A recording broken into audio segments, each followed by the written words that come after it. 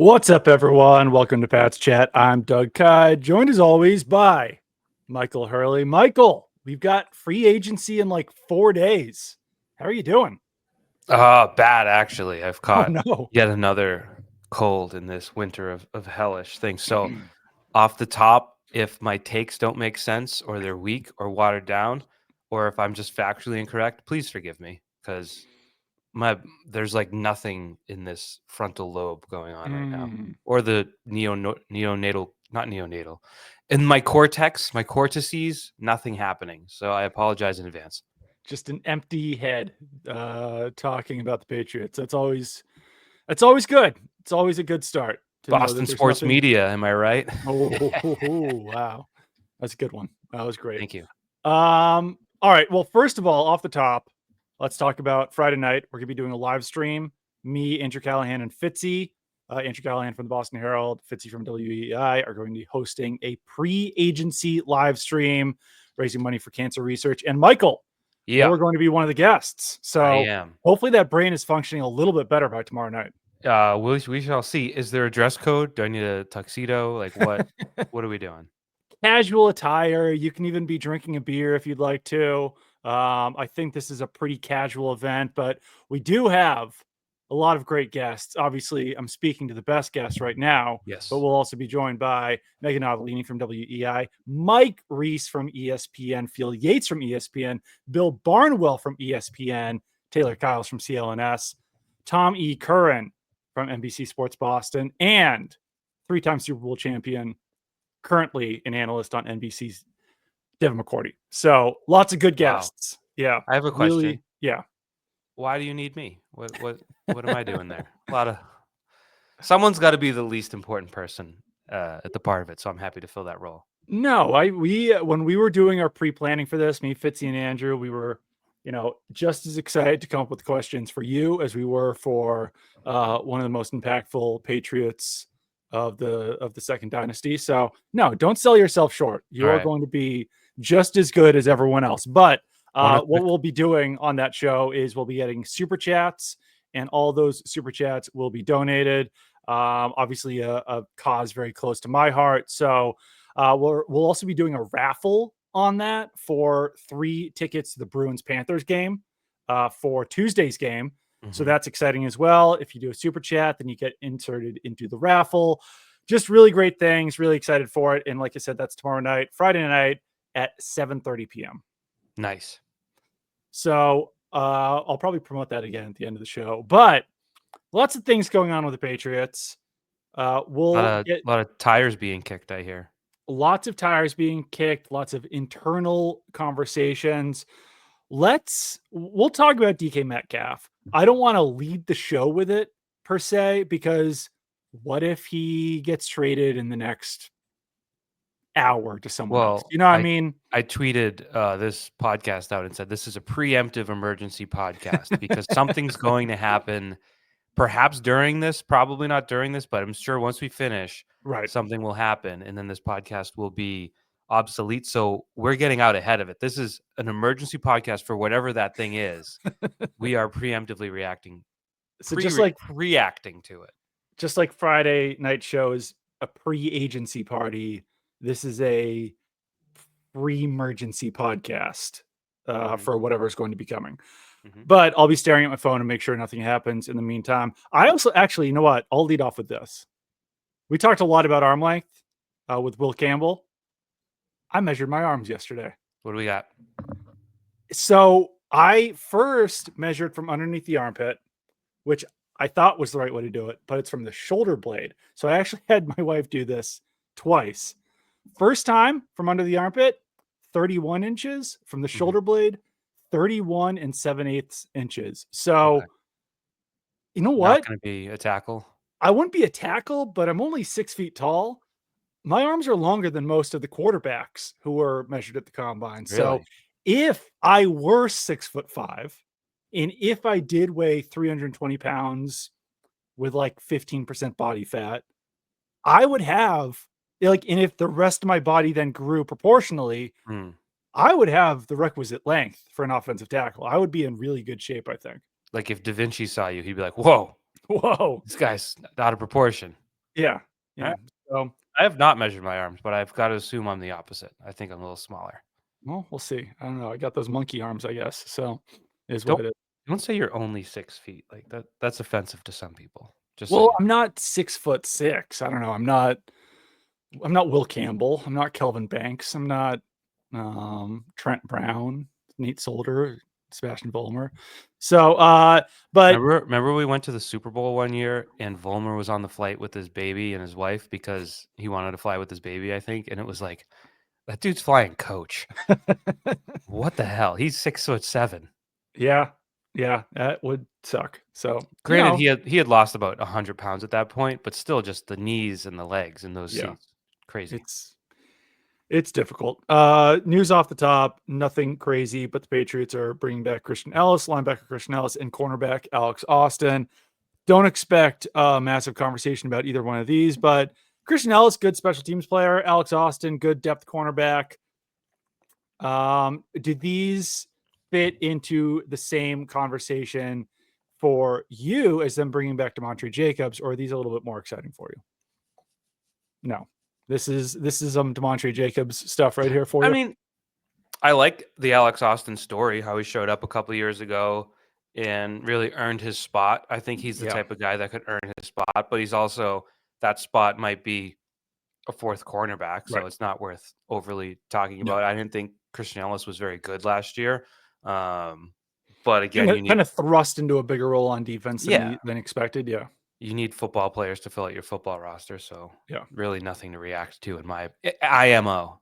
No, I'm with you. But just some filling out the old roster before free agency gets started. Let's kick off the free agency conversation with what Patriots fans can expect, and some of this will be a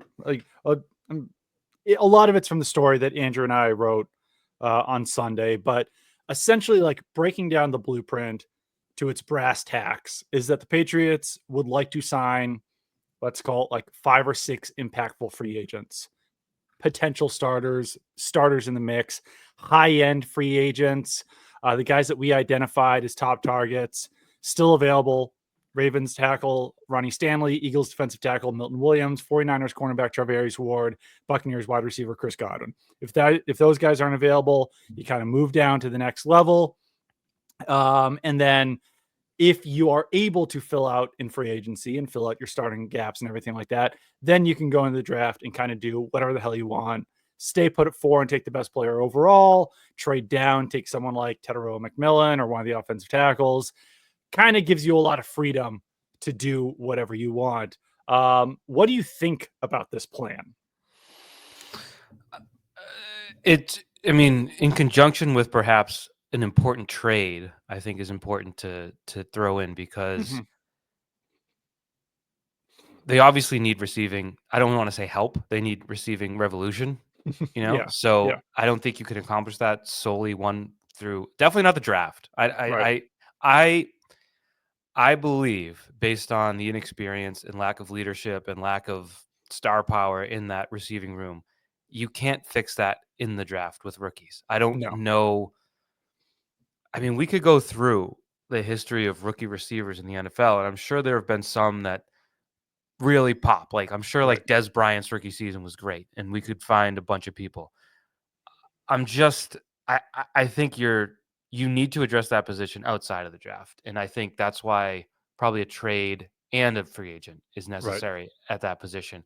But as for the rest of it, yeah, I think Vrabel made it clear. Like now, some of these signings of guys like DeMontre Jacobs and Christian Ellis don't necessarily show it, but he made it clear like jobs are up for grabs. You Yeah. got to earn jobs here, and so the fact that they're looking at outside people makes sense to that. Now, that being said, there has been some movement this week with offensive linemen, I was going to ask, yeah, about that. and it's kind of curious, at least, that they haven't. I mean, based on results, I'm sure they were on the phone, maybe, but they haven't really been active in pulling off any. Alex Kappa becoming available and immediately signing with the Raiders. Joe Tooney going for a fifth. Yeah. And it's one of those things where you wonder with offensive line, and I know tackle is a much bigger issue than the Yeah. interior, but I don't. Do you think Mike Vrabel's going to be like, oh, well, Cole Strange was a top pick a few years ago. We can't move on from. No, like if Cole Strange No. can't get on the field, he can't get on the field, and Vrabel's going to move on. So it was a little surprising to see some of those interior linemen get scooped up this week with the Patriots not being involved. With Tooney, he's gonna be 33, and I think his salary is like 17 million or something like that. 16 Like and a half, maybe, yeah. that's just I don't.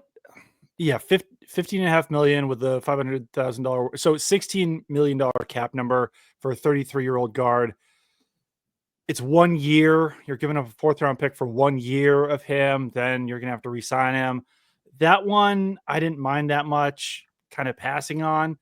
Jonah Jackson, do you remember what he went for to the Bears?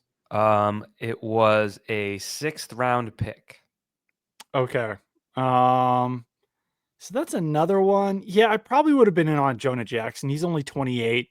Started 61 games over 5 seasons, a Pro Bowl in 2021. He's Right. a left guard. It's one of those things where you're going to have to spend. And Right. I know you can't. They have 9 picks this year, the Patriots do. You can't use 9 picks. Like that's Right. not the path to rebuilding.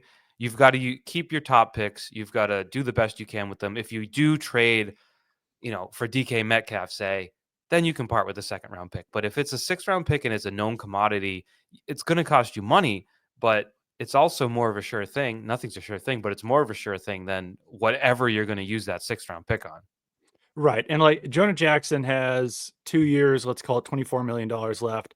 Like you're probably not going to be able to sign a guard of that caliber for $12 million per year this offseason. Because Right. even just last offseason, he signed for 3 years, $51 million. What is that, around 17 million, something like that? So like you're getting a discount on the contract if you're willing to give up a 6th-round pick for him. I see you eating. It's okay. You can I you don't can chew in feel well, silence. Doug. I need my You potassium. I need need my your vitamins. you need your banana. It's okay. So I would say that like as long as the Patriots do spend on tackles, as long as they come out of this and like they use the money that they could have used on Tooney and Jackson, these guys on tackles, then you're still in good shape. But if they somehow whiff on, let's call it like Ronnie Stanley, Cam Robinson, and Dan Moore Jr., then you're looking at this and being like, maybe you should have traded that sixth round pick for Jonah Jackson to shore up left guard. At the same time, I do believe in filling in those tackle spots before guard because, like, at least you have Michael Wenu at right guard. Center, I think the Patriots will go after centers in free agency. I don't think they want to look at David Andrews as being a sure thing. But, like, if you grab 2 tackles, you've got David Andrews or someone else at center, you've got Michael Wenu at right guard, then I think that you don't feel terrible if you say, like, okay, Cole Strange, City So, Layden Robinson, whatever guy we land in the 4th round this year, you guys are going to battle this out.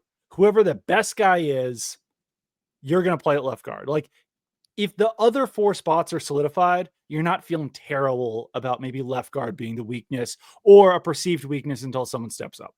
Yeah, the concern would be, and I don't disagree with that at all. The concern would be, like last year, you're going into that draft, you have the number 3 overall pick, and you have needs at quarterback, receiver, and O-line. As long as you address, you got the quarterback, and now you still have those 2 positions, and those aren't your only 2 needs, but those are your 2 largest needs. Yeah. One of them has to be addressed before the draft in a big way. Right. I would say both have to be addressed before the draft in a big way. And the fact that they haven't gotten the 3 guards that have been on the move is not cause for major alarm. Yeah. But they're going to have to be active soon before free agency. So just so you know what you're doing there. If you don't, whatever trades they want to make, they should do this weekend. They should have done by tomorrow at 6, because heading into free agency, you can't be like, well, this guy's still out there. Well, this guy, because I think you're learning that guy ain't coming here unless you get him and secure it. Right. I guess we've waited long enough. We're at, what is it, like the 15-minute mark of this podcast. If Brandon Aiyuk and DK Metcalf are gone by the time you're listening to this on Thursday or Friday, skip forward a few minutes. We'll get past this conversation. But let's talk about Aiyuk first. Brandon Aiyuk, reportedly available in a trade again this offseason. He's coming off a torn ACL. How would you feel if Brandon Aiyuk was the number one addition at wide receiver this offseason? And let's say it costs a 3rd-round pick rather than what it would have cost last year, like a 2nd-round pick. Yeah, and we compare that to, say, the cost of DK Metcalf. I know the Seahawks want a 1st and a 3rd, which means they'll get a 2nd. So if it's a 2nd versus the 3rd. I think Josina Anderson said someone's offered a 3rd for DK Metcalf. So I don't Mhm. know if they'll actually be able to get that. Like, it might Right. wind up being similar packages for Okay. Aiyuk and Metcalf. Yeah, I mean, the concern, it's not dissimilar to the T. Higgins thing where you're like, well, is he a number one? And Right. Aiyuk has a better case for it Mhm. than T. Higgins does, but the injury is obviously a concern. But again, I don't want to use the wrong term. It's not like a beggars can't be choosers. You need a guy. And Right. by a guy, I mean like a dude. You need someone who's done it, who can do it. And this is a guy they wanted last year, and Mhm. by all accounts, he wanted nothing to do with you. Right. So it's going to be tricky when we know that guys have a say in their trade. We know John Lynch is probably going to look out for the player and not just dump him off wherever he can. Right. So I don't know that it's super realistic, if that's not to be a cop out, but I feel like it's going to be hard. It's hard to even get Metcalf if he says, "No, don't trade me to the Patriots." Like I'm not going to sign there. Like they won't. Like there's issues with all of them, but I think you just have to go in and try to make the biggest pitch you can to both of them if you're the Patriots, because you don't really have a choice. Like, I don't think they can be that selective when it comes to name your available. I think Devontae Adams, I don't know if he wants anything to do with the Patriots or vice versa, but he's just available for money. Right. So I would take that path first. I don't think Devontae Adams is washed up by any means. Yeah. So I'm dodging your question. I would No, it's okay. philosophically go just money rather than draft capital and money, Mhm. if I had the choice. So someone like Devontae Adams, who's available right now, you could sign tomorrow. You could sign before this podcast ends. Is more appealing in some ways than the 2 big trade targets. I could see that. I think that at least with Aiyuk and Metcalf, you can kind of build around those guys for a few years. They can grow with Drake May. Devontae Adams, 32 years old, kind of feels like at this point in his career, that's someone who's going to be playing like year-to-year contracts. Maybe you get him on a 2-year contract, but there is more of an appeal for me to bringing in a younger player like Brandon Aiyuk or DK Metcalf. But like you said, like Brandon Aiyuk already didn't seem to want to come to New England last offseason. And like maybe Drake May's season changes things. Maybe Mike Vrabel being around changes things. Maybe having an experienced offensive play caller and Josh McDaniels. Do I think those things dramatically change things? Probably not. But that's a guy who didn't want to come here last year. And then DK Metcalf has said in an interview this year that he wouldn't want to live in New England or play in New England. So that's another Though mountain to climb. I'm not here to start a beef with Katie Nolan, who was interviewing on that, but she said, "What about Massachusetts?" And DK Metcalf was like, "Look how long it took you to say that." And it's like, you have to say Washington State every time you say where you play. Washington State, Massachusetts. It's the same amount of time. So I would have followed up and really pressed him on that personally, but it kind of that when I watched that clip, I'm like, what's he talking about? Well, I'm someone who grew up in Washington State. I lived in Washington State until I was 11 years old. That's why there's one of those children's Seahawks helmets behind me. I wore that as a youth. Nice. So Wait, can I living, interrupt? Because yeah, on that note of like being from somewhere, yeah, Aiyuk, because I was looking this up. He's from Northern California. mm, He went to college at Arizona State, yeah, and he's played in the NFL at San Francisco. So I could see him looking at New England as like Siberia. I right, mean, he has been. Arizona State was very far for him. yeah. So I can understand conceptually just not wanting to go to like it's going to be hard to It's get far, yeah. anyone here, but especially someone maybe that tied in with the West Coast. Oh, for sure. It's a big move to have to move from the West Coast to the East Coast. But yeah, living in Washington, I didn't know that you had to say Washington State when I moved here. Well, if So you're then when I would tell people traveling, that I was from Washington, they would be like, "Oh, DC." That'd be like, "Oh my God, I have to say Washington State or I have to say Seattle every single time." This is just a huge wake up call as an 11-year-old. And If DK Metcalf has been in Washington long enough, he probably just says Washington. Yeah, but if you're in Miami and someone's like, "Oh, where are you from?" And you say, "What?" You have to say Washington State. You do. Or, it is but as an 11-year-old, I didn't know that. That was just my only point. DK It's okay. Metcalf. By the way, where did you go to school? He went to Ole Miss. Mississippi, longer than all of them combined. Where did DK Metcalf grow up? Mississippi. He did? Yeah. Oxford. Interesting. His father was in the NFL. Oh, yeah? I don't know if you knew that about him. It's not Eric Metcalf. Terrence Metcalf. He was an offensive lineman. Eric Metcalf? Wasn't he a running back? Eric Metcalf was a wide receiver / return specialist, I believe. Oh. Terrence Metcalf was a 6'4", 310-pound offensive tackle. He ran a 5.31. So DK Metcalf didn't necessarily get his speed from his father. No, and that's all he got really was speed. I remember his what do they call that? The spider chart at the combine. Yeah. Scared everyone away. Terrence Metcalf is currently the head coach of Coahoma Community College, Coahoma County, Mississippi. Interesting. Okay, that's a cool word, Coahoma.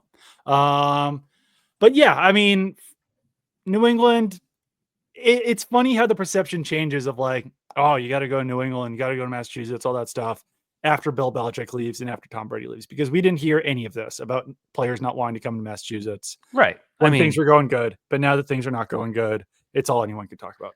Right. I mean, it's Tom Brady is more valuable, and I've said it a million different ways, and it's why I think there should be a statue that stands over Route 1. I've said that should be the Tom Brady's. They should change Foxborough to Tom Brady Town. The stadium should be called Tom Brady Stadium because he was just so valuable that it's incalculable. And that's one way. Everyone wanted. They would take pay cuts to come to New England. They would find ways to get there because they wanted to play with greatness. Now we all like Drake May, but not quite that magnetic just yet. And now you're living like the rest of, I don't know, like Cleveland. Teams that's probably struggled to get guys to get excited to go there. Cincinnati has changed a little bit with Burrow, obviously, but it's all about the quarterback. Look at the Giants. Like, shouldn't the Giants be good all the time? Sure. But they rarely are. At least New England isn't landlocked like those cities in Ohio, but certainly I don't know how much people care about that. With Devontae Adams, I love your idea, but for him specifically, if everyone's offering the same amount of money, like, he'd probably want to stay on the West Coast, and he'd probably want to play for a contender. Like, there's not, unless he just absolutely adored his time with Josh McDaniels, which I can't imagine was the case. There's really very little incentive for him to be like, I'm going to spend my next season with the Patriots where I'm going to go 8-9, but at least we're building towards something good, you know? Yeah. You know what? I was thinking about what Devontae Adams probably wants first and foremost. I'm sure geography is first and foremost, but secondarily, stability at head coach. Because I was just thinking he was in Green Bay for 10 years, and he had Mike McCarthy, then he had LaFleur, and it was stable. Then he goes to Vegas and has McDaniels, and that whole thing blow up. And then he has Antonio Pierce, and then he gets traded to the Jets, and it's Jeff Ulbrich. You know, he's probably just like, can I not have this? And I don't know what he's doing. Yeah.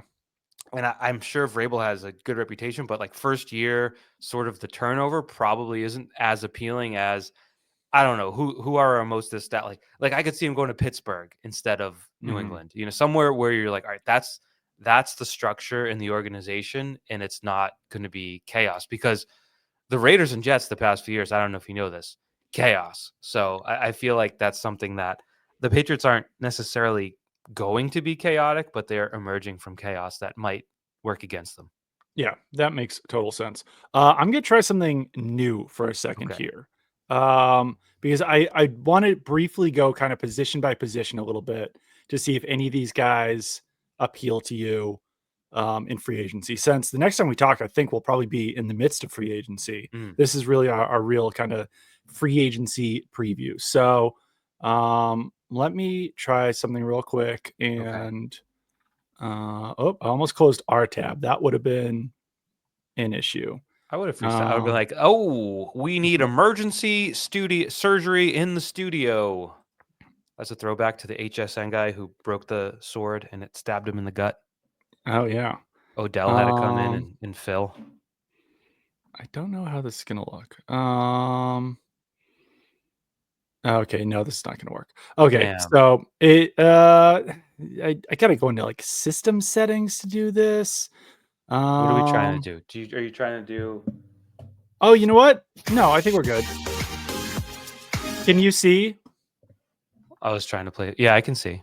Okay, I think we're in decent shape here then. Boom. I was trying to play sound effects, but I'm not sure which one of these things to turn up. Okay, so we're on the. Did it work? I mean, it's working. Yes. Oh, nice. I couldn't hear it, but I'm glad you did. It was just playing. And Oh. okay, so we're looking at PFF's free agency rankings. I don't think they really need any of these quarterbacks, right? We're looking at Sam Darnold, Justin Fields, Russell Wilson. Nope. Do you want Jameis Winston? Do you want Nope. him to be this year's Jacoby Brissett?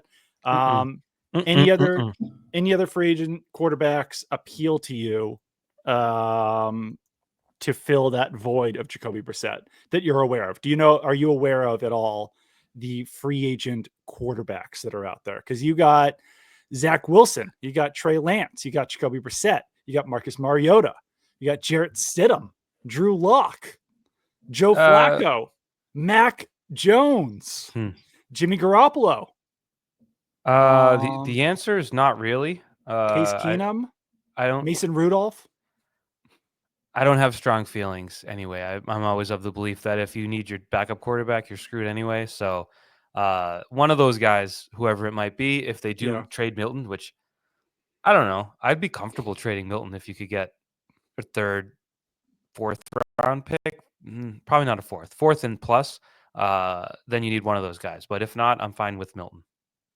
That's fair enough. I wouldn't hate bringing in like Jimmy G or like, I don't know, Marcus Mariota, something like that, just to like be another guy in there. But I can understand why not. Running back, I don't know. Would you want them to sign top guys, Aaron Jones, Najee Harris, J.K. Dobbins, Nick Chubb, Javonte Williams, Rico Dowdle, Kareem Hunt?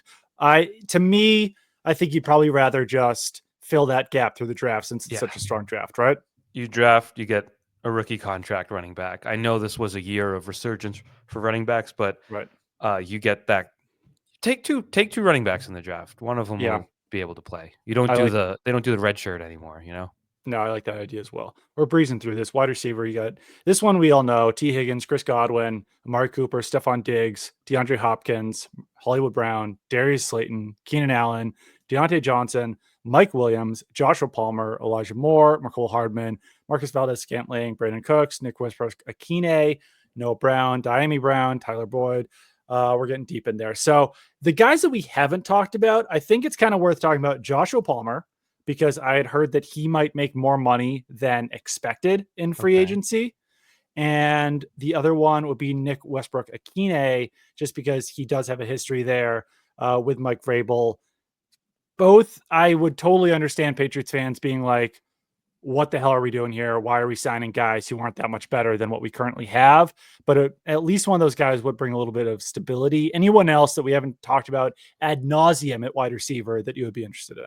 Well, I would put we haven't really talked about. There's a long list there of guys that used to be elite or close to it, and now are past their primes, made a lot of money. Yeah, I think if you do end up with one of those guys that I don't know what the contract looks like, probably 2 years, call it 24 million with 10 guaranteed and some incentives in there and stuff like that. I don't hate it, but obviously those aren't day one guys. If they go out and get one of those guys Monday, then you're like, what the hell? Like what? That's not the target. That's more the backup plan. One more name to throw in there because Christian Kirk just got released. He was someone. Now, did the Patriots pursue him 3 years ago when he signed that silly contract? It's hard to remember. I don't recall off the top of my head. I should remember. I'm trying to think if he was like a year before Ridley. Was he like the 2022 version of Ridley where you just didn't get enough? I'm trying. My brain, as I stated, not good. Yeah, I mean, I wouldn't mind bringing in Christian Kirk. I think that there's probably some more upside there and like we had heard down at the combine that like not expected to pursue Amari Cooper and Stephon Diggs. So those two at least you would think are out. Like DeAndre Hopkins has a history with Mike Vrabel, so like maybe that would happen. Christian Kirk though, is a little bit younger. He's 28. He'll be 29 in November. Kind of a slot only option, but at least it's like a guy that a guy who knows what he's doing out of the slot. He's only really been productive that 1 year in Jacksonville, though. One career 1,000-yard season, missed half of last year, missed a lot of time in 2023. So I don't know if it's like the most dependable option that you'd be bringing in. Yeah, and then the other one, which isn't one of those guys, and everyone here has talked about it, and now I just actually had to Google, like, is it something that could happen? And Phil Perry did report that there's at least an option. Jacoby Myers is still not to just be hung up on guys that were here, Right. but the fact that he could thrive under McDaniels and become Yeah. who he became, he is more appealing. That it sounds funny, like we're talking DK Metcalf, we're talking Brandon Aiyuk, we're talking Stephon Diggs, Amari Cooper, and I'm like, you know who you really need?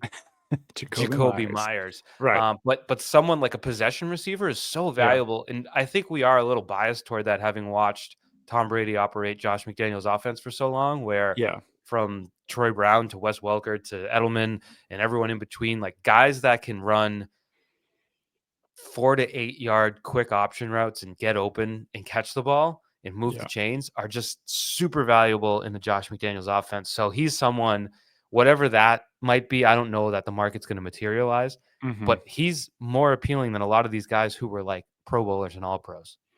I just don't know why the Raiders would want to trade him. He's got 1 year, $11 million left on his contract.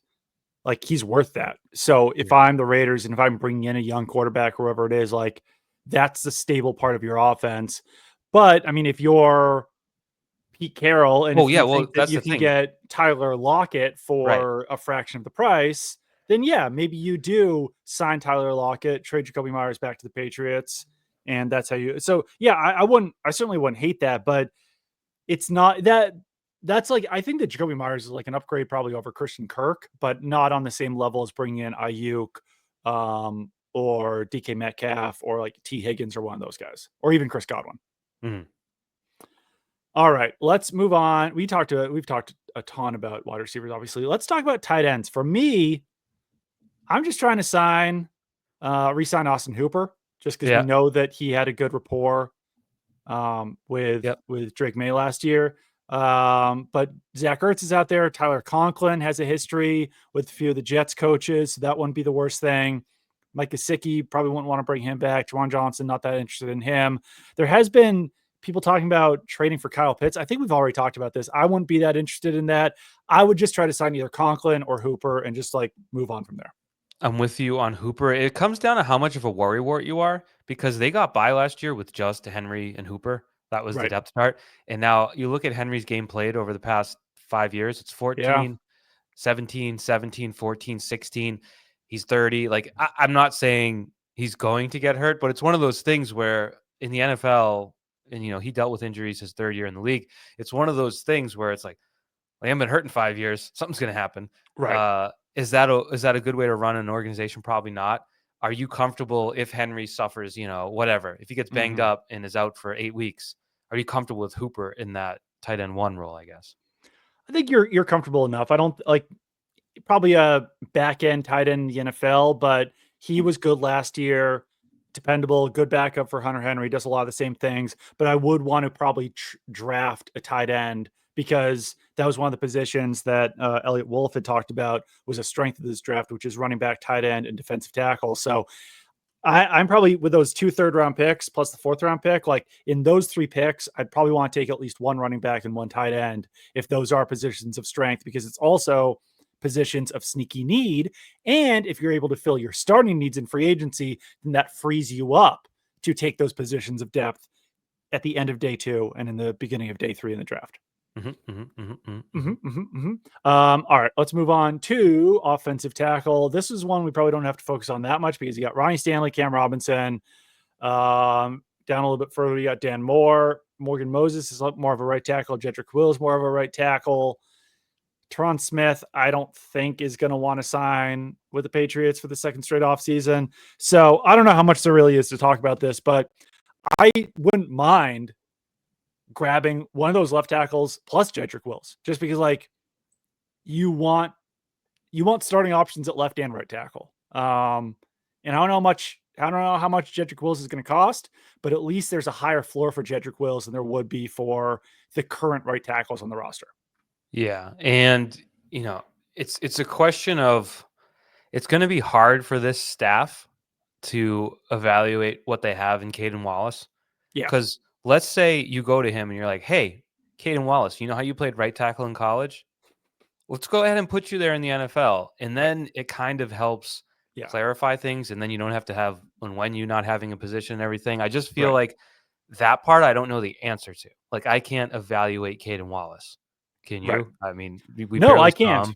Yeah. And this is a new staff, and it's going to take, like, you won't know until you get on the field. So I'm okay with maybe going light on my right tackle backup options. I know you already re-signed DeMontre Jacobs, as we stated, but maybe I'm not saying put all your eggs in the Caden Wallace basket, but at least you have someone who might be able to fill the role already in your employ. And at least you have a basket to put all the eggs in. At left tackle, you don't really even have a basket. That's what I mean. Yeah. So you go heavy left tackle, and I'm less concerned because even a secondary tackle is going to cost you a lot of money. Those guys are valuable. Right. So if you can get Ronnie Stanley, which you should be able to, you've got the money. There's no reason you shouldn't. And then if you get maybe somewhere lower on that list, a right tackle, an experienced right tackle who's not necessarily great. I always think of I've said it on the podcast before. They had a swing tackle in like the late teens, early 20s. Oh, Jermaine Illuminor. Like, he is someone of that caliber who can start for you in a pinch, who's good for you in your heavy packages as the third tackle, tight end. Someone like that. So that's my answer to that. Ronnie Stanley grew up in Las Vegas, Nevada, played college at Notre Dame, and has played in Baltimore since 2016. So I would say that he's at least been around the country. I wouldn't say that Baltimore is significantly nicer than New England. I'm going to say this, Doug. I know you're a huge Indiana guy. You're like, oh, I love the combine. It's so nice. South Bend, Indiana, got to be a bad place to live. I'm sorry. I would think that Foxborough and South Bend are pretty comparable. All right, so we've talked about tackles. I don't think there's a tropical fruit smoothie place in South Bend, in Indiana. Where is South Bend? That is true. In Indiana, we've established. Yeah, I know, but like where? I don't know. Where? I'm looking it up. The state's shaped like this. It's somewhere in there. I don't know. It's a good question. I think it's actually, it's like probably an hour east of Chicago. I was gonna say, I think it's actually close to Chicago. Yeah, it's like on the Michigan border, very, very north. It's probably it looks like there's no major highway from Indianapolis up to South Bend. So you're almost a Michigan / Was Rudy filmed on the Notre Dame campus? If so, it turned me off to the whole landscape. It just looked so cold and did look cold. I remember there being some foliage in there though. Filmed on campus, including the Golden Dome, Basilica of the Sacred Heart, and Notre Dame Stadium. If there was any debate back in the 90s within the Notre Dame community of like whether they should open their doors to Hollywood, boy, the people that argued for it are geniuses, because the amount, like the decades worth of marketing and propaganda that thrust upon impressionable young minds like us is incredible. Like I had a Notre Dame starter jacket. Did I give a damn about Notre Dame or know anything? Nope, but I had the jacket. Like that was life. I personally did not care about Notre Dame until my friend Anthony Tresh got hired by them to be their like analytics guy. So I never bought into the propaganda, but I was also a huge University of Washington fan growing up. So I kind of had my team. Let's talk about guards. Trey Smith off of the market. Will Freeze. Tevin Jenkins, I think, is interesting. James Daniels is a little bit interesting. Mekhi Becton, massive guard. Brandon Sheriff, getting up there in age, might be a little bit cheaper. Zach Martin off the market. Patrick McCarry is kind of that Jermaine Illuminor type guy that you were talking about, who could play all over the line. He's played all 5 positions on the offensive line. Still only 27 years old. Another guy from Baltimore. Then you got Aaron Banks, Will Hernandez, Dalton Risner, Matt Pryor. Let's go on down the list. I don't know. I think that like if you come away with one of these guys, you're not doing too bad. Some of them might wind up making more than you want to pay, but I don't know. Like Patrick McCarry, I think would make a lot of sense if you're just kind of looking for that guy who can fill in the gap anywhere on your line. Yeah, I like it. You convinced me. You sold me. I like that. I've always been a Mekhi Becton fan since the draft, just because I'm like, good Lord, that man's huge. Now, Yeah. granted, I was talking about this last week. I was doing TV with Holly and Bedard, and we ended up talking about, I forget how it came up, but it was like finding the needle in a haystack type player and turning Right. him into a star. And that's how the Patriots thrived for so long. And they also thrived by winning Super Bowls and letting their players sign for $1 billion elsewhere. Yes. And so I'm thinking, coming off a Super Bowl, Becton's going to get that massive payday from a team that like has Right. never tasted success. Yeah. I don't think you want to be, and I don't know what his market's going to be, but Yeah, it's I tough to just, tell. there's a championship premium always on players when they're coming off a big Right. win. And we saw here, not that it's the only way to do things, but it's probably best to stay out of those particular markets just because they're artificially inflated. Mekhi Becton, 6'7", 364 pounds, ran a 5.10 40 at the combine. That's like one of the most impressive things that a human being can do, I think. He's Running a unbelievable. 5.1 40 at 364 pounds. It was cool to see him find his footing in the NFL at guard last season. But also, you have to be willing to work with a 6'7" guard, which is kind of unique in the NFL. I don't think there would be a problem with that with the Patriots, but they haven't had a lot of massive guards through the years. That'd be a Which fun is project. Who have been their biggest guards? Because they've had like probably some of the shorter guards. That's the thing, is that like Joe Tooney's not overly tall. Logan Mankins was probably like 6'4", 6'5". But like when you're talking about like Ryan Wendell, Dan Connolly, those guys were on the shorter side. Shaq Mason was only like 6'2". He was on the shorter side. I'm trying to think of like Josh McDaniels era guards. Yeah, And yeah, there are truly not many that come to mind. Do you remember Donald Thomas? vaguely. He was a Yukon guy. He was a guard for the Patriots for a little bit. We actually saw him at the combine. Him and Andrew Callahan got to talk about their days in Stores, Connecticut. I was not Oh, part of that conversation because I personally don't care about Stores, Connecticut. But me neither. two Yukon legends chatting it up out there, but also not the tallest guy. But Steve yeah, Neal was 6'4". That's surprising to me. He was one yeah, I would have guessed was smaller, and Mankins was 6'3". 6'4" as well. So Yeah. Okay. good Well, talk. let's good height talk about guards. Center potential Well, position wait, for the wait, wait. Patriots. Before you move on, Yep. I have one more guard to bring up, just to ask if he might play this year for the Patriots. If he might, Brian Waters. Do you know his status? Might he come back? That's a throwback to what was that 2012 when that was up in the air, 2013, one of those They years. left his locker intact. Right. For like half the year. Yeah, the entire year. Center, the guys are Drew Dahlman, Ryan Kelly, Coleman Shelton. Wouldn't be surprised if the Patriots were in on one of these guys. I think they want a little bit more certainty at that position. And I don't know if the like half a game that Cole Strange played last year is enough to lock Oh, that down. no. It was enough to say he should never play center. Every snap That was is this fair. insane lolly. It's like he cannot snap. And I'm like, Right. I know, like, I have a ton of respect for centers. It's a really hard job. But it's also something, if you're doing it, you should know how to do it. And he couldn't Yeah. snap a shotgun snap. It was insane. I was, as you know, sitting down low watching it. And I have seen high school games from that same perspective. Focused in on those snaps. It was impossible to ignore. I was like, drinking and eating, and like I wasn't locked in with a notebook like, oh well, his snaps are taking 1.2 seconds to get. It was just they weren't. It was Yeah. insane. So yeah, Cole Strange not a center. Remember the Nick Leverett experiment at Yep. center? That was And then they just fun. dumped him. Yeah. Interior defenders. Oss is off the market. Milton Williams. If I had to pick a free agent that I feel like my gut tells me is like the most likely to come here, I'd say they're going to try to go all in on Milton Williams. Levi on Wuzurike. Someone the Patriots don't consider like a top name at defensive tackle, but has a history with Terrell Williams on the Lions. So interesting, at least. BJ Hill, Calais Campbell, Jaron Reed. I like the idea of bringing in Jaron Reed, pass rush specialist, a guy who can get upfield. Poona Ford, I think, is a guy that would fit the Patriots quite well, whether or not they sign Milton Williams. So I don't know. You got some options there at defensive tackle. Like even if you sign Milton Williams, I still don't hate the idea of also signing Jaron Reed and Poona Ford. Like, you need, when you don't know about the status of Christian Barmore, you need 2 starters at defensive tackle entering next year. And when you're trading Godshaw, most likely. Yeah. So, yeah, right. They're definitely going to need big turnover there, and some of that's going to be those top end guys. Some they're going to have to find elsewhere. You know, that's where the I don't want to say needle in a haystack, but that's where the work comes in. Where I think you can find interior defensive guys.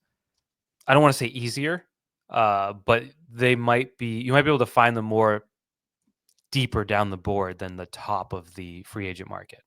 Yeah. Defensive, that's another one of those positions that Elliot Wolf was mentioning with tight end and running back that is deep in the draft. So, like, if you only wind up with one guy, it's not the biggest deal, but I would prefer to wind up with 2 guys and then also draft a guy for the future, just because you like to rotate your defensive tackles. And yeah, there's a lot of value in that. Let's move on to edge. I don't think Khalil Mack is coming here. Doesn't sound like Josh Sweat is coming here. It's a weird group. I wouldn't hate who's Harold Landry if he gets released by the Titans. I think that would make sense as kind of a and then you got Hassan Reddick, Malcolm Kuntz, Baron Browning, Deo Odeyingbo. How about the fact that Joey Bosa got released last night? Oh yeah, Joey Bosa is a guy to mention. So is Chauncey Golston. Although I saw the Joey Bosa news and I penciled him in to join the Niners, so I just assume that's going to happen. Right. Yeah. I mean, that's another one where it's like he's probably going to want to sign with a team that's a contender, maybe on the West Coast, maybe down in Florida. His brother. Right. Maybe that place is in San Francisco with Nick Bosa. So, but I did see a picture. Joey Bosa played under Mike Vrabel at Ohio State years back. So I don't know. There's some connection there. I wouldn't hate that, but like they do need someone there. The Joey Bosa just hasn't been very dependable over the last few years. Right. Been tough. I kind of lost a lot of respect for him in that mic'd up segment when the Patriots beat them in the playoffs, and it was like he was just clueless. But that was a long time ago. Yeah, it was a long time ago. All right, so kind of a weird position, but like I'd be looking at like Chauncey Golston. I'd be looking at Malcolm Kuntz. This is to kind of meld it all together, Doug. This is why you need to figure out your trade and free agency strategy, and they will. Obviously, the draft, as stated the other day, is 50 some odd days away. If you hit and you get Ronnie Stanley and maybe another tackle, you can maybe, hone in on Abdul Carter, who we assume is going to be gone at 4, but we don't necessarily know yet. There's a long way to go in that. I saw a mock draft the other day, by the way, that had 3 quarterbacks going above the Patriots, which like doesn't seem very likely. Dart? It was Cam Ward, Shadur Sanders, and Jackson Dart, and then the Patriots just having the pick of the litter there at number 4 overall. I'm going to say it. This is a Pat's chat prediction. You can join me in it. Jackson Dart will not be a top 3 pick in April's draft. Ooh, wow. Very bold. So you're calling the bluff there on that mock draft that I saw. I believe whoever mocked that one will change his or her mock draft in version 2.0. That feels like a splashy way to enter the mock draft market, but it's not going to stick. It's just not going to stick. Good for clicks. Maybe not good for predictive analysis, but one that the Patriots fans and the Patriots themselves should be trying as hard as possible to manifest into existence, because if they're sitting there at number 4 overall with Abdul Carter and Travis Hunter both available, like I don't even know if they would know what to do with themselves. Like obviously they will wind up with a preference between those 2 players, but if you can get a premier edge rusher, your ideal fit as a weak side defensive end who can also drop back into coverage as he showed from his days at Penn State, or as many people have mentioned, both the best cornerback and the best wide receiver in the 2025 NFL draft in Travis Hunter. Remember the reaction of Mike Vrabel when they traded AJ Brown during the draft? I think you might see like the complete opposite reaction out of Mike Vrabel if 3 quarterbacks go off the board in the top 3, and that's how the Patriots are sitting at 4th overall. Can we go back to COVID era and have cameras in Mike Vrabel's home during the draft? Weren't like wrestling his grown adult children? Yeah. Yep. I think that would be a lot of fun. Yeah. Get this, Doug. There was a dog drafting for the Patriots. There was a dog. Can you believe it? You know what, Michael? That explains a lot. That explains all their wide receiver and offensive line picks over the last several years. How would you Classic. feel But anyways, How would you feel about Matthew Judon coming back? I mean, I don't want to be rude. I watched enough Falcons last year where you're like, oh yeah, there he is. That I think his best days are behind him. That's fair. That's fair. And his Just best toss him out there. days were good. Yeah. He was good here. Yeah. He wasn't great. He was good. I think the Patriots missed him a little bit in the locker room last year. That's all I'll say. Okay. Yeah. Linebacker. You got Dre Greenlaw, Zach Bonds off the board, Nick Bolton, Bobby Wagner, Ernest Jones, Jamie Sherwood, Robert Spillane. Not a lot of super attractive options out there. We've talked about it. Jamie Sherwood, that would be the guy that I would like. If I had to predict a linebacker coming here, I would say Jamie Sherwood. Okay. But there are a few other undersized younger options like Ernest Jones, potentially Dre Greenlaw, but not a bad year for the Patriots to need an undersized speedy linebacker. I guess I get confused these days. When would you say we started to see edge as a position on rosters in the internet? Like it was within the past 10 years. Yeah, within the last 10 years. I don't love using edge because I don't think that NFL people like using it. Yeah. But like you can't always say defensive end. You can't always say outside linebacker. So it does make it easier to just say edge, you know? Right. Like there's guys that are premier edge rushers. Right. And then there's guys that maybe aren't, that maybe feel like you listed Harold Landry there, where to me I would have said linebacker, but that's perhaps part of the cloudy picture. But he is a guy that obviously makes a lot of sense. Someone like that. Now I would have called him a linebacker, and maybe I'm the fool. So I'm not sure. Like I've yet to adapt to that, and at this age, and with how long it's been in the lexicon, I fear I might never. So I apologize. It's okay. Let's talk about cornerbacks. You got DJ Reed, Charvarius Ward. Either one of those guys would look really great across from Christian Gonzalez. Rasul Douglas, don't know if I see him being a fit. Byron Murphy could be a fit. He's kind of outside, inside type guy. Carlton Davis, another one who played under Terrell Williams last year. Moving on down, Jonathan Jones. I think the Patriots will want to bring him back to be kind of a veteran leader. Nate Hobbs would look good in the slot. He's kind of a bigger slot option. He's done a lot. He played under Josh McDaniels with the Raiders.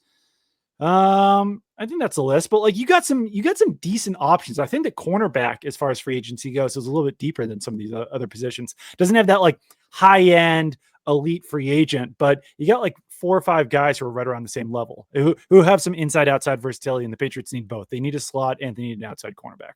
And it kind of aligns with their needs. Their needs aren't desperate or dire there. If they piece it together with Jonathan Jones and Marcus Jones, and like they won't be awful. They could be better. So the fact that the free agent market is kind of in that mid upper tier, like that kind of aligns with what they need. Makes total sense. And yeah, they need something there. Safety, I don't see safety as being a big need for the Patriots. I think they can get by another year with Kyle Duggar, Jabril Peppers, Marte Mapu, Del Pettis, Brendan Schooler. But like I like Javon Holland a lot as a player. I just don't think that you need to be spending $20 million on him. I don't think you need to be spending $15 million on Cameron Bynum. You know, are you with me on that one? Absolutely. I also meant to mention I saw Jamel Dean might get released. I don't know if that factors in. That would be somewhat helpful, I think. I'm trying to you know how hard it is to find the source of things these days? Hard. So difficult. But I'm a little late on that, so I apologize. But I don't know. There's rumors of, for whatever reason, they might, to just backtrack a little. He's someone else that you could throw in the mix. So I think there are some decent options out there. I'm glad we did that. It was a good thought exercise, kind of go position by position to see what is out there for the Patriots. Any other leftover pre-free agency thoughts before we get even more into it tomorrow night in our pre-agency party that will be live streamed on YouTube. You can go to the CLNS YouTube. You can go to the Pats Chat YouTube. You can go to Fitzy's YouTube. You can watch it on Twitter. You can watch it on Facebook. You can watch it all over the place, but you can only do your super chat questions on YouTube. Like I said, all the proceeds go to cancer research. But any other thoughts before we talk more about this tomorrow night? I mean, it would be kind of insane if after all that, I'm like, yeah, Doug, funny you should ask. I have some thoughts about free agency for this podcast. So no, I mean, it was, I'm hopeful, I would say for the selfishly, I'm hopeful they would want to get something done in a trade with someone. Like you mentioned their likeliest signing early in this conversation. I forget what position we were talking about. But it wasn't exactly a name that would sell a lot of jerseys in the pro shop. So Milton Williams. yeah. I don't think they're Jamian gonna. Sherwood. I don't think Milton Williams is going to get season ticket sales to skyrocket again. And that's not to say he's a bad player, but Right. I think they need someone to get people excited. And I know that's not how you build a team, but someone who's worth getting excited for at a premier position. If they can get that done before free agency, then you can really cook with some gas next week, and it'll get the draft. It'll bring some clarity to the draft. So do something, but your pre-agency requires some action. No, it's very true. Getting into our nonsense portion, we did want to talk about Mark Hoppus's personal Blink-182 album rankings. So this is for like 10 people who listen to this podcast. No. So I watched him do this on Twitch or whatever. Like, oh, you did? Tweeted. Well, I don't watch him on Twitch, but I follow Instagram accounts that clip him. And clearly, like, he listed One More Time as the number one album. And clearly, this was like a couple months ago. Like, the emotional aspect of it. Like, I get it. It would be so insane to be like, no, Mark, that's not the best Blink album when it's the one they made after reuniting and he came through cancer and all that. Like, I totally get it. Not their best album, but it doesn't matter. I mean, for me, I'm just like I think it's hogwash to have Dude Ranch is number 8. Yeah. It's just wild. Like, it's like almost disrespectful to Tom DeLonge to put 2 albums that they did. Well, let me just with like 9. Matt Skiba. Yeah. For anyone just doing the audio, this is the listing. Mark. Oh yeah. One more time was number 1. Untitled was number 2. Enema of the State number 3. Take Off Your Pants and Jacket number 4. California number 5. Neighborhoods number 6. 9 number 7. Dude Ranch number 8. Cheshire Cat number 9. And Buddha number 10. And I would just say this, Doug. 9 is the worst album ever made by the name Blink-182. Like, there's no debate, discussion, conversation. Like Buddha was recorded on probably a 4-track tape deck, and it's better than 9. Yes. The rest you can have conversations about. What's your number 1? I would say mine. It's all about where you were and when you grew up and like when it hit you. Take Off Your Pants and Jacket for me. Wow. Yeah. Toy Page is number 1 for you. Yeah. This is me being I don't know. I think I have Dude Ranch number 1. I think it goes Dude Ranch, Enema. Ooh. Then probably Take Off Your Pants and Jacket for me. Okay. I would be Take Off Your Pants and Jacket. I would go Untitled second, which I know is controversial on this podcast, and then Dude Ranch third. Okay. Wait, so where's Enema for you? Enema, it's probably in the 4 spot. Okay. I didn't like that was 7th grade, obviously, as everyone knows. Enema of the State came out in 7th grade. I was in a phase during that period of time, a musical phase where I was following a couple of clowns, rapping clowns from Detroit, Michigan, and so like Enema didn't quite pick me up at that point. It wasn't until freshman year of high school, Take Off Your Pants and Jacket comes out. I go see them at Suffolk Downs with Newfound Glory, and everything we were there together. Unknowingly. We could have rubbed shoulders, and everything kind of changed. You know, like that album and the timing of it, the Newfound Glory self-titled album, like 2001, a lot was happening. So that's the bias. And also, like the sound. There's some making of videos of Take Off Your Pants and Jacket where like Travis would have to go outside and like smoke a whole pack of cigarettes as Jerry Finn like and the drum tech like set it. Like the sound of that album is so incredible that it's one of the best sounding albums in the genre. I'm still going with Enema over it. And so yeah, Dude Ranch, Enema, I guess Take Off Your Pants and Jacket is number 4 for me because I did get in a blank during the Enema period. First time I saw them was at the Worcester Palladium with Alkaline Trio and Sum 41. Quite a show for What a a night. freshman year of college and freshman year of high school. Doug Kyed. Then I did see them with Newfound Glory and Body Jar at Suffolk Downs as well.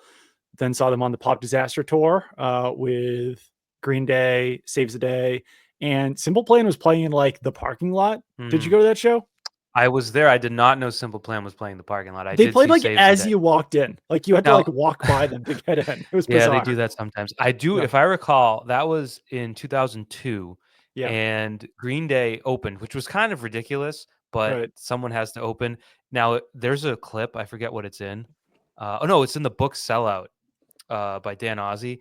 And Mark Hoppus basically is like, yeah, we kind of like, he kind of takes credit for picking Green Day up off the mat and elevating them before American Idiot. Wow. And I'm kind of like, I don't know, Mark, that maybe that just came out wrong because Green Day, even despite like Nimrod and Insomniac not being as huge as Dookie, like Warning was in there too. Yeah, like they weren't quite blowing up like they had been in the early 90s to mid 90s, but like they still could have headlined a show in Mansfield. Yeah, no, I think they definitely could have. But what I was going to say, yeah. So Green Day opens, and then you're just waiting for Blink, and I'm pretty sure the Lakers were in the finals and went into like double overtime. Yeah. And they came out, I think they were playing the Kings. I think it was like the Western Conference Finals, the whole controversial Tim Donaghy one. And I think they came out and Mark was like, the Lakers are in overtime if anyone cares. And it's like, dude, literally nobody. There's 0 people here that care. Read the room. Wait. Yeah. Yeah. But yeah, it was a great show. And then after, I think I would have Cheshire Cat below Take Off Your Pants and Jacket, then Untitled, then Buddha, then Who Gives a Shit. Well, I want to speak up for Neighborhoods because it's sort of the most hated Blink album. I like to see it there at 6 for him. I don't know that it would be 6 for me, but I would say that's an album they made when they all hated each other. Right. They made it in all different locations by themselves. Yeah. And despite that, they made 6 good songs, which is an accomplishment. And then I would throw this in, Doug. This is not on the list. Dogs Eating Dogs EP. Oh yeah, that's legitimately good, actually, I think. Yeah. That's like honestly like 5th because it's that good. Like it's very good. And I would have the live album above Take Off Your Pants and Jacket. I would have the Mark, Tom, and Travis show number 1, to be honest with you. That's how many times I listen to that CD. Yeah. And their VHS tape, the Urethra Chronicles, would probably be like number 3 for me also. See, I was a volume 2 guy. I had that on DVD. So I had both. Tom was definitely like on something for the entire volume 2. Which makes the Atticus t-shirt interview. He just is either like he's on some sort of substance and not making a lot of sense in that. He's just making fun of this word DeLong. Yeah. All right. So glad we did. What was it? 10 minutes on that or whatever it was. Well, I have one more. The status of my life, Doug, in addition to being sick, my dishwasher crapped the bed. Ooh. And I did my research. I found the part I needed. It's like some, and I was like, all right. And I'm not handy, but I can follow YouTube. I take the dishwasher out. I go to put the thing in. It's the wrong piece, even though it said it was compatible. So I need a new dishwasher. I need a new fridge. I need a new drive shaft on my car. Oh God. Things are just piling up here. And my issue is I shouldn't be allowed to own a house. Yeah. Yeah. There should be a barrier to entry of home ownership. And they should be like, no, man, sorry, you got to rent for the rest of your life. Because it's like, you might as well make me a brain surgeon. Yeah. You might as well be like, here's your scrubs and your scalpel. Go fix this guy's brain. That's me with a house. And I'm tired. I'm with you. I'm a fellow homeowner. When I moved in, I was like, I'm going to fix everything. And I was like, oh God, fixing things sucks. So I'm right there with you. One tip for people, if you're going to Taco Bell, their new I don't even know what it is. It's some sort of sauce that they've got in their Cantina burritos. It's terrible. It's the craziest red orange color you've ever seen in your life. When you open up whatever item you have, it looks like a crime scene, and it tastes like a weird, like fake lime flavor. Do not recommend. 5 bugs in the buds to bug scale. Wow, that is significant. I'm trying to look it up for you, and it's the sauce comes with a warning. Is the warning, do Oh, not get this on any of your clothes because we used up all the rest of the red 3 dye on this one sauce. I found it. There's a purple chili sauce made with ají, panca, habanero, and ghost pepper. I feel like they should not just So this hand is those the out. Caliente Cantina. I got the Caliente Cantina chicken crispy taco. You just have to take my advice on this one. Like, it was everywhere. When I opened the package, there was just sauce everywhere. It's like a runny sauce. Somehow did not get it on my clothes. If I did, I would have just had to throw it out immediately. I can see one picture that kind of hints at the color. It's like electric. It's crazy. It is the craziest color that you've seen in food. It's wild. I might have to try it. Try it. Take a picture of it. Show me how much of a crime scene it looks like. It looks like Freddie and Jason got into a fight before, like as they were putting your taco together. And yeah, I think that's good for the Pat's Chat podcast. Like I said, Friday night, Friday, March 7th, 7:30 p.m. Come on our YouTube, go on CLNS's YouTube, go on Fitzy's YouTube, go on Twitter. It's going to be everywhere. We've got a million awesome guests, including the guy I'm talking to, Michael Hurley. Me, Fitzy, and Andrew Callahan will be hosting it. All proceeds from super chats, donations, go to cancer research. So be there or be a huge jerk. Mm-hmm. Yep. Or, I mean, unless you have something very important to do in your life, then you're not a jerk. But maybe you're not a huge jerk, but you're still a jerk. The only thing we didn't get to, this will take 5 seconds, is did you see Belichick not doing hard knocks, then not doing hard knocks, which was like, wow, shocker. But then having all the Carolina players without numbers on in the practice jersey. Yes. That I think it was last summer. It was like the 8th day of camp and there was nothing to ask Bill, and I asked about the numbers, the rookie numbers, the 50, 51, 52, 53. So it would have been 2 camps ago, wouldn't have been the last camp. Well, his last camp, I should say. Yeah. And it's clearly something important to him to give, crappy numbers to people or not numbers at all. But boy, was he not into answering that question. He was real grumpy. I don't know if that's the best way to appease the NIL guys, to say like you have to earn a number, especially when a lot of these guys already had numbers coming into this year. I don't know. We'll see how it goes. The whole Hard Knocks thing was bizarre. That like it was reported that was happening, and then it was just like, nope, not happening. Couldn't come to terms. You would have thought that before it got reported, it would have come to terms, but weird situation. Very weird. Very weird. Yeah. All right. Well, you know what? We'll do this probably Tuesday, like let Monday snooze, or maybe Monday night. We'll see. If crazy things happen on Monday night, we should probably do a show. So, but we'll talk again on Friday night. So until then, goodbye. And thank you for watching and listening.